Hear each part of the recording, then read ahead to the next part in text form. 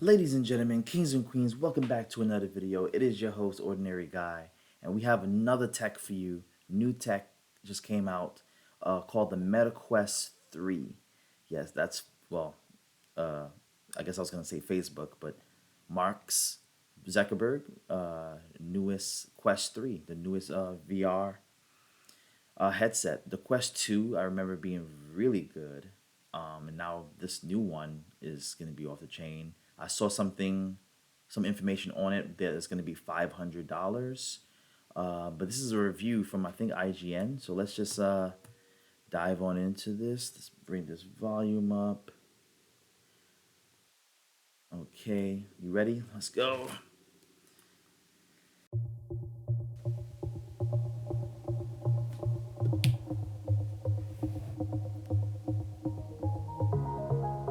It looks good though. It's cool.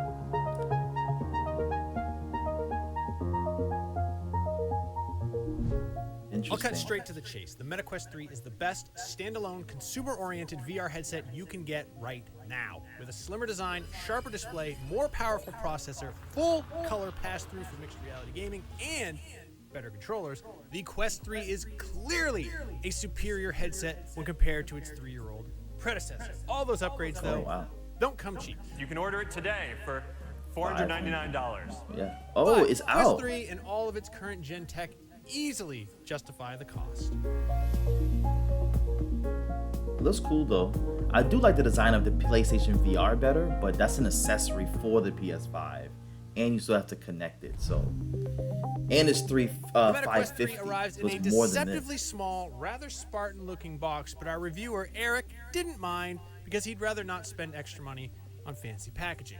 The contents include the headset Packaging itself, is a basic. pre-installed foam facial interface, 2 Touch Plus controllers with pre-installed The controls wrist are straps and simple. AA batteries, an 18-watt power adapter, and a USB Type-C charging cable for the headset itself. The Quest 3 looks extremely similar to the Quest 2. Meta claims that the Quest 3 is 40% slimmer, but if you look at the fine print, you'll see that the comparison excludes the facial interface, which is thicker on the Quest 3. There's no weight savings either, unfortunately, at 459 grams, which is actually 3 grams heavier than the Quest 2. On a positive note, the ergonomics have been improved. The Quest 2 isn't the most comfortable headset for long gaming sessions because the facial interface is pressed against your temples and cheeks, which isn't nearly as comfortable as the PSVR 2's Halo-style head strap Right. that rests on See, top of your the, head. the Quest VR 3 2 still mounts looks the better same too. way as the 2, but it protrudes from your head by about an inch less than before, which means it feels less front-heavy. The soft cloth head strap has also been redesigned so that it's easier to adjust, and it does a good job of keeping the headset firmly in place without applying too much pressure, even during intense Beat Saber sessions. If you want to swap it out for a more robust, hard plastic alternative, the Elite strap will run you another $70. The Quest 3 now offers continuous IPD adjustment, which ranges from 58mm to 70mm, easily manipulated by a little rotary dial on the bottom of the visor. The Quest 3 also lets you adjust the depth of the facial interface or how far from your face the screen is.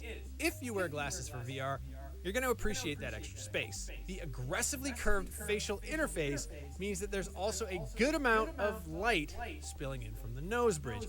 The facial interface is lined with a foam padding that, although comfortable, will absorb your sweat like a sponge. That's a sanitation issue because the padding isn't removable. Meta does sell a facial interface with an easier to clean silicone cover pre-attached, but you'll have to But you pony gotta up another spend money. $30 to get it. Damn, they Stacking up love. here.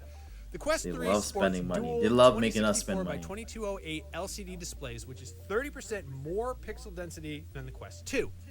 And the result is, as you'd expect, improved visual clarity.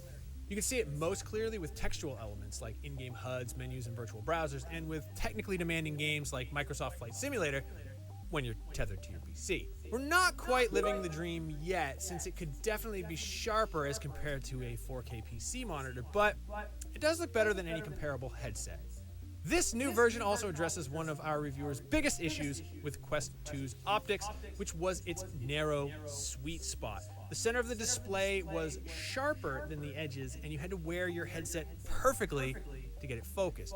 Fortunately, the Quest 3 does away with the Fresnel lenses found in the Quest 2 and adopts the pancake lenses first seen in the Quest Pro.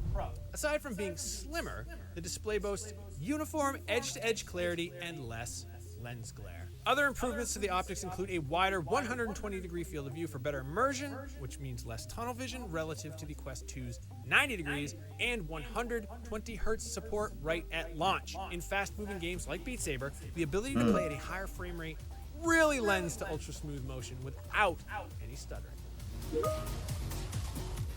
Damn. The audio system on the Quest 3 is similar to that found in the Quest 2, meaning it sits away from your ear. That said, it is not the same. There's a lot less distortion than before, and the sound can be pumped up to a pretty deafening volume. It just means that, unlike over-the-ear headphones or earbuds, people around you are going to hear a lot more of what's going on. There's also a 3.5mm audio jack, so you can use wired earbuds or headphones for better noise isolation and spatial audio.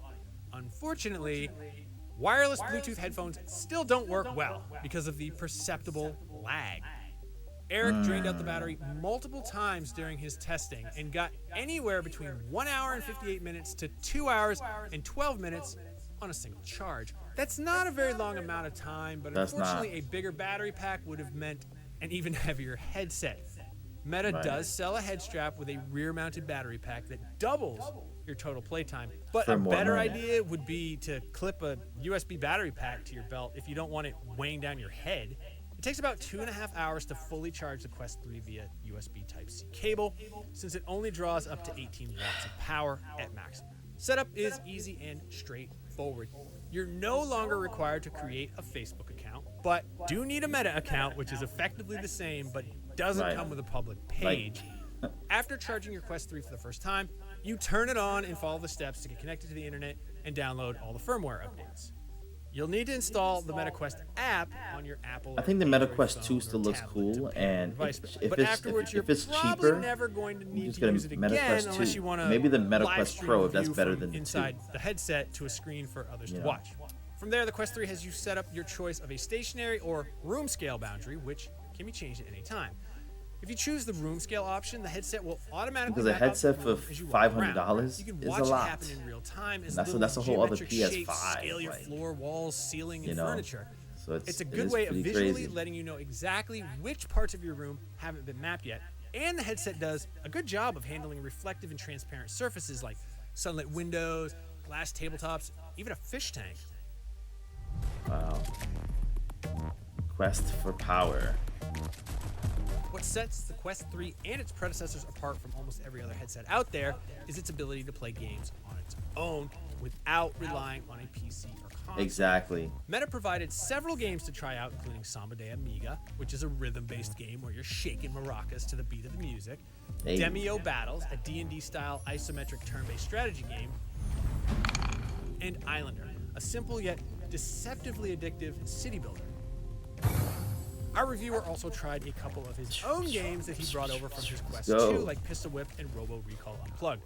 All of them ran flawlessly with 0 frame rate dips. The Quest 3 is equipped with a Snapdragon XR2 Gen 2 chip that's up to 50% more powerful than the one found in the Quest 2, but games that are already released won't be able to take advantage of the extra resources unless the developer releases an optimization update.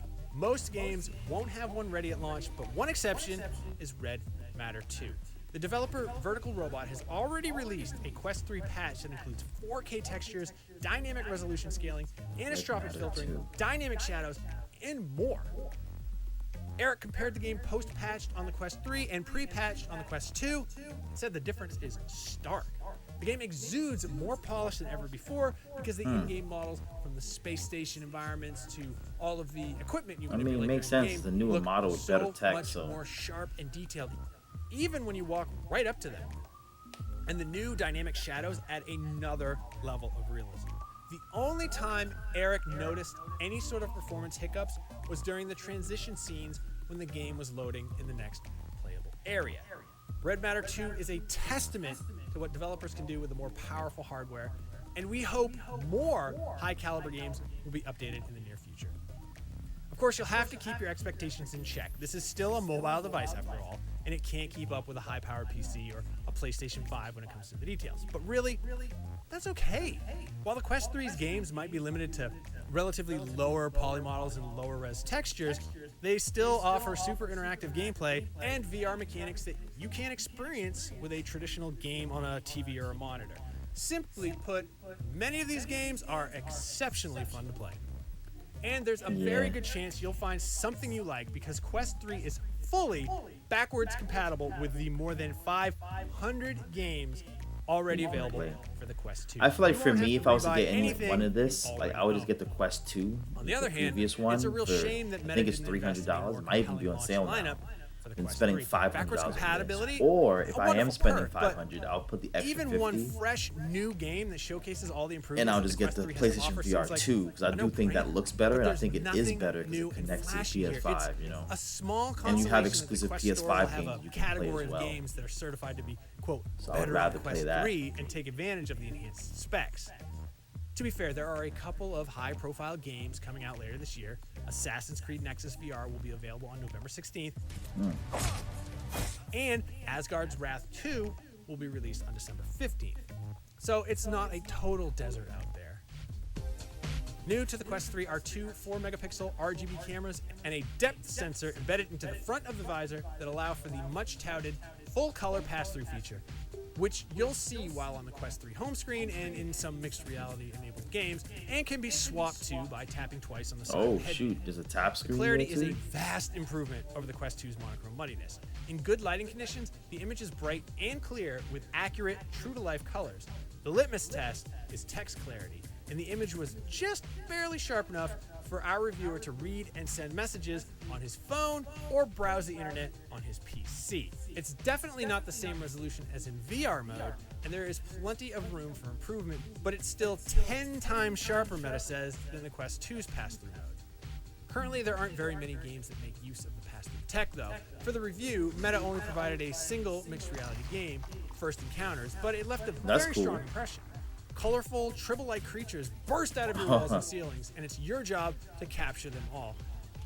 It's more of a tech demo than an actual game, but it was a strong showing of the potential of mixed reality gaming. The Quest 3 did an excellent job mapping out the room Eric was playing in, allowing its tribbles to jump around on his furniture, making the cracks in the walls really look like portals into another dimension. Most importantly, the does. pass-through quality didn't detract from the experience at all. Eric said he was never really a big fan of AR gaming before, but the Quest 3 just might have made him a convert. It's pretty cool. Like you're literally playing AR gaming in your house. Finally, Like, you can't talk about the Quest 3's gaming performance without covering the new Touch Plus controllers. The most controllers obvious are change simple. is that the Quest 3's controllers The design have is done not away with the crazy to bulky look at. IR rings we've seen on every previous Oculus and Quest controller. But I like the From rings. an I think it looks ergonomic more standpoint, futuristic. this Like I like the was I like the right move. PlayStation Without the rings, VR2 they're the lightest controller. VR controllers ever made. No longer top heavy and feel balanced in the hand. But what about tracking precision, which was the purpose of those rings? The new controllers use a combination of infrared LEDs, the cameras on the visor itself, and AI hand tracking technology that, according to Meta, is more accurate than the IR-only tracking on the Quest 2 controllers. Eric put that to the test with several hours of Expert Plus songs on Beat Saber and was unable to replicate any of the tracking problems experienced on the Quest 2. Wow. Not once did he miss a note due to what felt like controller error.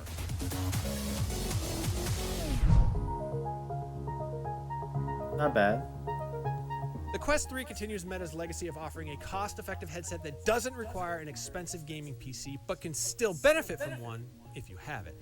The Quest 3 goes even further by offering us a ticket to mixed reality gaming with a full-color pass-through mode that's sharp enough to read things in the world around you, the lightest and most precisely tracked controllers available, and more. Service with a smile.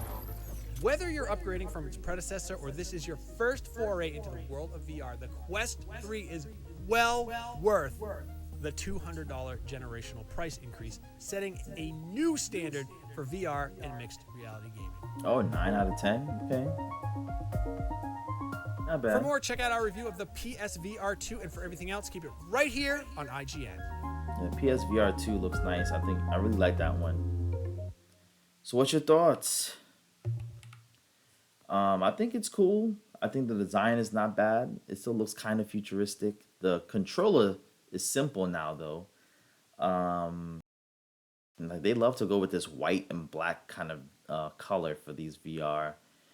I guess because it looks futuristic. But for me, if I was to spend $500 because I have a PS5 already, I would just get the PlayStation VR 2 because most likely you can play those VR games just like the Quest does, and you have the exclusive VR games that will come out on PS5 for just $50 more. And I feel like maybe if you compare the VR 2 on PlayStation to this Quest, is probably better. And kind of like what he said, right? Like if you have a VR system that's connecting to a computer, obviously it's going to be better. But what's amazing about the Quest is the fact that you don't need a computer. You can just play without connecting to anything. But I would say if I had to get something like this, like something like a Quest where it's a standalone device where you don't need a computer, I would just downgrade and get the Quest 2 because it's $300 versus this for $500, and I see why, but it's like it's too expensive for me. Too expensive. I would just get something that's like 300, and maybe it's on sale now that the Quest 3 is out, so you probably get it for like 250 or something. I don't know. You have to check it out. But this is the video. The new Meta Quest 3. What is your thoughts? Do you think it's cool? Do you want one? Tell me what you think about this tech in the comments. And don't forget to like, share, comment, and subscribe.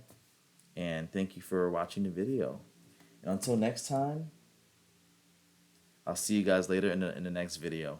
So peace out.